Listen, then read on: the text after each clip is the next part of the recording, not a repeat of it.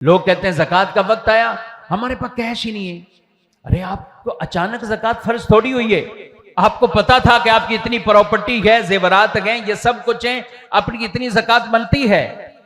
تو آپ ابھی کہیں کہ ہمارے پاس کیش نہیں ہے، ابھی ہماری ایسی استطاعت نہیں ہے، طاقت نہیں ہے، مال ہے پیسہ نہیں ہے، اب زکوٰۃ کے لیے وہ عذر بنا کے بیٹھ جاتے.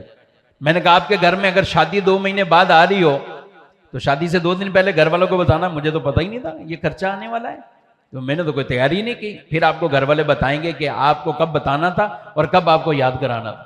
ارے گھر میں بل آنے سے پہلے یہ تیاری ہے، میری کمپنی کا اتنا بجلی کا بل آنا ہے، اتنی ملازموں کی تنخواہ ہے، فلاں خرچہ ہے، یہ خرچہ، یہ سب حساب کتاب کرتے ہیں. زکوٰۃ کا نہیں ہے. کہتے ہیں زکوٰۃ نہیں ہے، پراپرٹیاں پڑی ہوئی ہیں، زکوٰۃ نہیں. کیوں؟ کہتے زکوٰۃ کے پیسے نہیں ہے، ابھی ادائیگی نہیں فل فور کر سکتے، ہمارے پاس کیش نہیں.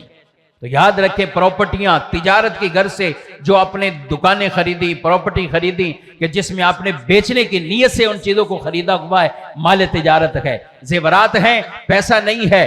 بالفرض جیسے عورتیں کہتی ہیں ہم کون سا کماتی ہیں، زیورات پڑے ہوئے ہیں. اب زیورات ہوتے اتنے کہ زکوٰۃ لازم ہو رہی ہے. تو شریعت اب یہ نہیں کہتی کہ آپ کو چھوٹ مل جائے گی. آپ کسی سے قرضہ پکڑ لیں اور زکوٰۃ بر وقت ادا کر دیں، یا پھر اپنے مال میں سے کچھ بیچ دیں اور اپنی زکوٰۃ ادا کریں. یہ عورتوں کے لیے بھی ہے کہ جو کہتی ہیں ہمارے پاس ہے نہیں، شوہر دینے کے لیے تیار نہیں ہے، زیور پڑے ہوئے. تو یہ زیور کس مشکل میں پھر اور کام آئیں گے؟ یہ مشکل نہیں ہے تو اور کیا ہے؟